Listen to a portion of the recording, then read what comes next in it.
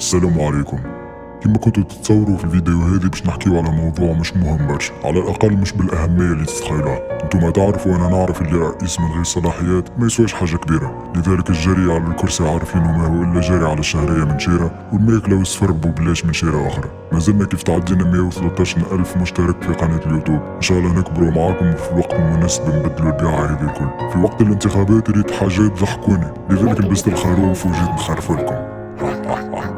ديما تذكروا اللي الانسان الذكي يتعلم من اغلاطه، لكن الانسان الاذكى يتعلم من اغلاط غيره. مش لازم ترمي روحك قدام ترينو باش تفهم اللي الموت حق، مش لازم تعدي حياتك ركش في القهوه باش تفهم اللي المستقبل ضاع، مش لازم تنزل على السكر والمقلي والمغرق بالزيت باش تقول انت هاو طلع يسمن. صباح النور وليدي، هاك كبرت وكرشك مقدمة أكثر من النرويج ومخك أفرغ من المكتبة العمومية. صباح النور بنيتي، هاك كبرت ونزلت تغرد قدام مسلسل مصري وانت تقشر في القلوب ولا تشتر بعد ما نزلت على باكو فريت يعوم في المايونيز. كي كنا صغار كانت صورة الشايب ولا العزوزة مربوطة بالحكمة والرسانة، أما كي تجي للرسمي حقيقة شيابنا وعزايزنا مربوطة بالبكمة والرزانة. حاجة عادية وقت اللي نشوف التونسي ينجم في عام كامل ما يتعلم شيء، خلف يمكن نمرو موزع صوتي اللي باش يربحوا عمره مقمر عليها. في صغرنا تعلمنا اللي الشباب يبني ويعلي ويحلم ويكسر القيود، اما حقيقة شبابنا منقوط ذليل ضايع يسخف عايش بلا معنى للوجود. في صغرنا تعلمنا إرادة الشعب اللي يستجيب لها القدر، ولكن باش تكون الصورة كاملة لازم نتذكروا اللي فما خاصية تخلي رجالنا مخصيين ونسانا باركين وكبارنا مبهمين، وهي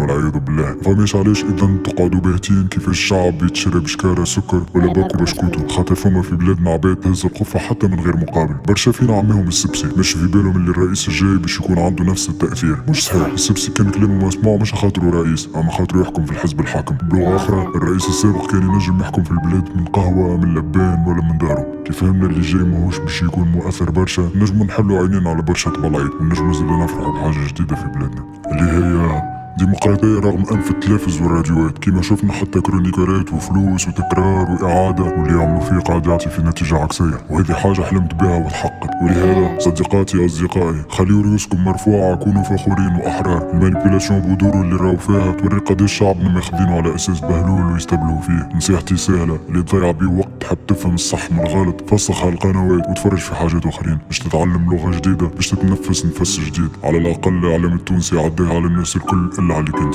تونس في ثنية باهية ولكن مازال الطريق طويل. أما خليونا اليوم في التفاؤل. كما تعرفوا جا نهار والديكتاتورية والبطش ماتوا ومشاو على رواحهم، كيف باش يجي نهار والفساد والنفاق باش يموتوا ويمشوا من بلادنا. واخر كلامي تبقى هذه ديمقراطية، مانيش باش نقول شكون تنتخبوا وشكون ما تنتخبوش. تحية تونس. شعبكم جيعان، قردة لحمك بنان، قعدكم يمان، بطحينكم مش نيفان، طمعين في العيب طمعان، جهنم محطة بنيران، ساعة صعان، بكلام يشرق الشيطان. توك في الشارع هيت 200، تاخد وسط دولك 200 زوالي عايش بين كبرنا قراية مجرمين، زرابتنا في خبيث، شوكولاتة لهم جدريس، بلاد الحقرة بيس، في عينيكم 5 خميس ميس، ويسكي شرابو كنت يا بيرة، من الجنوب الباب تزر، شعبي ثور كل يوم مسيرة، شكلكم بابا باتيرة.